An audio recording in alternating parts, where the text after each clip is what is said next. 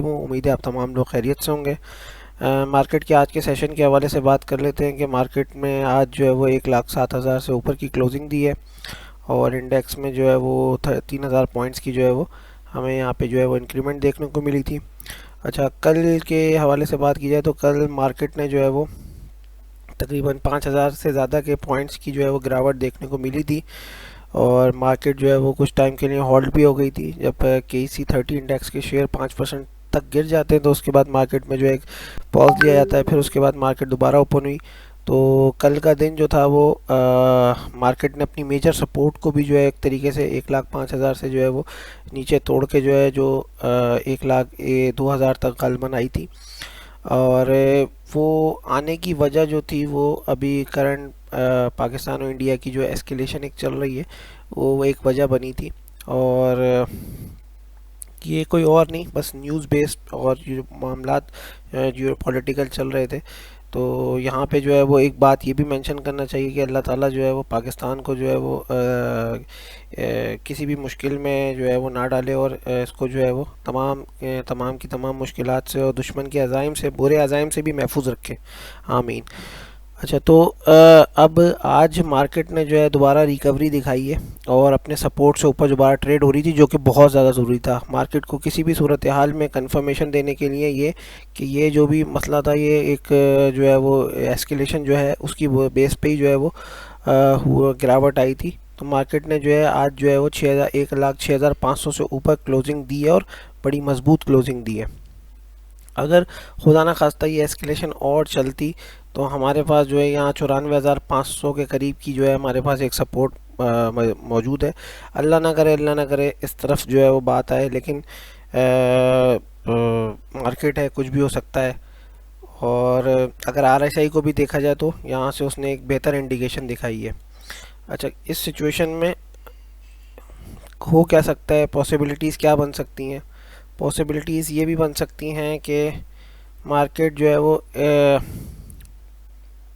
तकरीबन इतने ही सेशंस के बाद जहां इसने जो है अपनी एक सपोर्ट के पास आके रुका है, इसी सपोर्ट से आगे जाके ये वह सिचुएशन की पॉसिबिलिटीज़ एक बन सकती हैं ज़्यादा से ज़्यादा कि बाय द एंड ऑफ या मिड ऑफ सितंबर मार्केट दोबारा अपने हाई के करीब आए, ये जो ड्यूरेशन बन रहा है। और अगर जल्दी हम अगर सिचुएशन को देखते हैं तो मार्केट मोस्ट प्रोबेबली हमें जो है वो मिड ऑफ जुलाई तक जो है अपने ऑल टाइम हाई के करीब जो है वो ट्रेड करती हुई नज़र आए।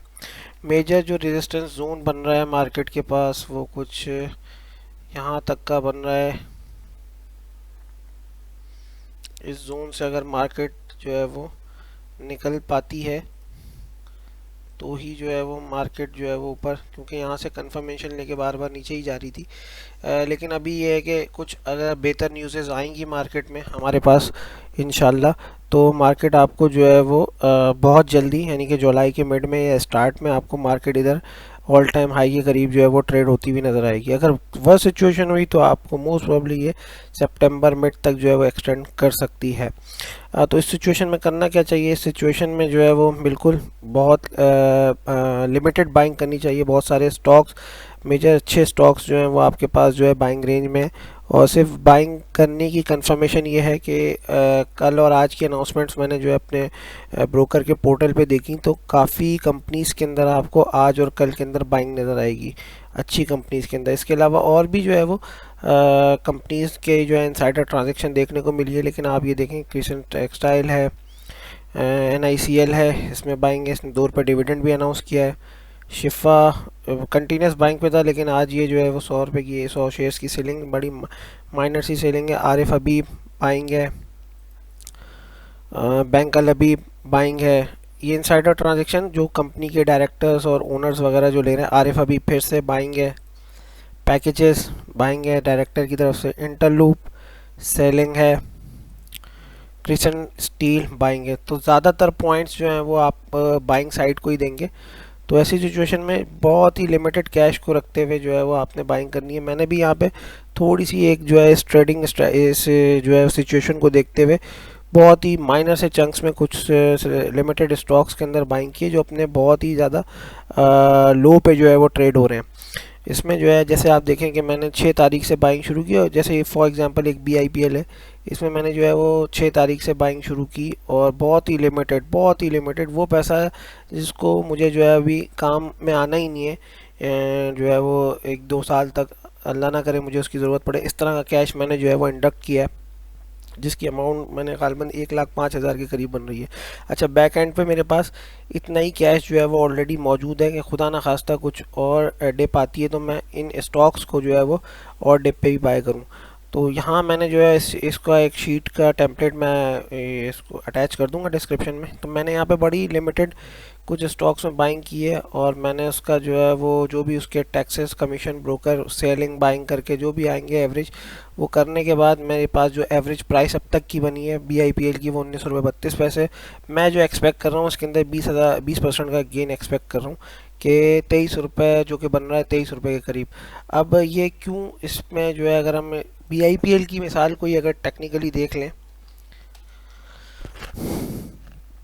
तो BIPL आप अगर देखें तो ये बार बार जो है वो अपने इस एरिया से जो है वो रिजेक्शन खाता हुआ नीचे जाता है, और उसकी सपोर्ट ये 20 रुपये ही बनती है। मेजर सपोर्ट इसकी है 19 रुपये, जो कि इसने तोड़ दिया। अब वो वजह यही है कि इंडेक्स टूटा है सिचुएशन की वजह से, तो स्टॉक्स भी टूटे हैं सिचुएशन की वजह से।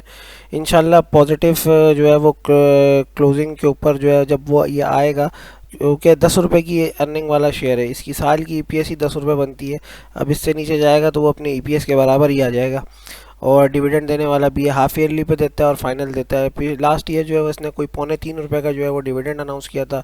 अभी हाफ ईयरली इसकी मीटिंग भी आने वाली है, और पहली बोर्ड मीटिंग में 2 रुपये की EPS इसने 2 रुपये 36 पैसे की EPS दी है। तो बुरी EPS नहीं है।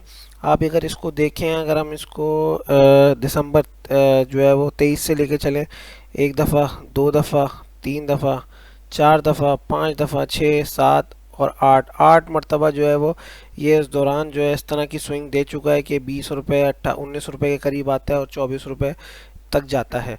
तो मैं भी यहाँ से इतनी अगर स्विंग को एक्सपेक्ट करूँ तो ये 20% बनता है। अगर इसको 25% करें तो 24 रुपये भी इसका कोई ऐसा टारगेट नहीं है कि जो ना अचीव हो सकता है based on the past data. इसी तरीके से DCR, एंग्रोएच, FABL, 2 पेनी स्टॉक भी रखे हैं, इत्तेफाक और TPLP। तो ये इसमें बड़ी लिमिटेड मैंने जो है वो बाइंग किया, ऑल्दो ये जो है वो मैं रेकमेंड नहीं करूँगा क्योंकि ये उनकी अर्निंग नेगेटिव में ही है, लेकिन फिर भी अपने रिस्क एपेटाइट के तौर पे आप देख सकते हैं अभी पेनी स्टॉक्स जो अपने ऑल टाइम लो पे ट्रेड हो रहे हो, और जो है वो क्या अपना फंडामेंटली भी उनके अंदर कुछ मौजूद हो, सिस्टम उनका, सेटअप उनका मौजूद हो। इत्तेफाक को या TPLP को जो मैं रिकमेंड कर रहा हूँ, मैंने जो अपने देखा है कि इसकी थोड़ी सी फंडामेंटली जो है वो ये है कि इनके कुछ प्रोजेक्ट्स आने वाले हैं जिसके ऊपर जो है वो एक्सकेवेशन अगर इन्होंने स्टार्ट की तो यहाँ से मटेरियल इन्फॉर्मेशन रिलीज़ होगी, जिसकी बुनियाद पे ये जो मेरा टारगेट 10 रुपये का है ये तो आ ही जाएगा। अगर नहीं भी आया तो 8 साढ़े 8 रुपये 35% की गेन मैं इसमें एक्सपेक्ट कर रहा हूँ। यहाँ से अगर 25% 9 साढ़े 9 पे आना चाहिए इसको, हालात जैसे ही बेहतर होते हैं। तो आप इसी तरीके से अपने स्टॉक्स को भी सेलेक्ट कर सकते हैं, लेकिन बहुत ही लिमिटेड और चंक्स के अंदर बाइंग। मैंने जो है वो 4 दिन के अंदर जो है वो इनकी बाइंग की है। अब वो खुदा ना खास्ता 2 दिन हैं यहाँ पे, जो भी चीज़ें सिचुएशन होती है वो क्लियर होगी। मंडे को पॉजिटिव हुई न्यूज़ तो मैं यहाँ से इस पे अगर मेरे टारगेट्स आते रहेंगे तो मैं सेलिंग करता रहूँगा। तो इसी तरीके से आप लोग भी जो है वो अभी जो है वो बाइंग जो है वो देख सकते हैं, और जो है वो इस सिचुएशन से जो है वो देख सकते हैं कि अपने पोर्टफोलियो को कहीं एवरेज करना चाहते हैं वो भी कर सकते हैं। तो ये शीट जो है मैं डिस्क्रिप्शन बॉक्स में लगा दूंगा। उम्मीद है आपको आज की वीडियो पसंद आई होगी। अगर वीडियो पसंद आई है तो चैनल को लाइक, शेयर और सब्सक्राइब लाजमी कर दें। अस्सलाम वालेकुम।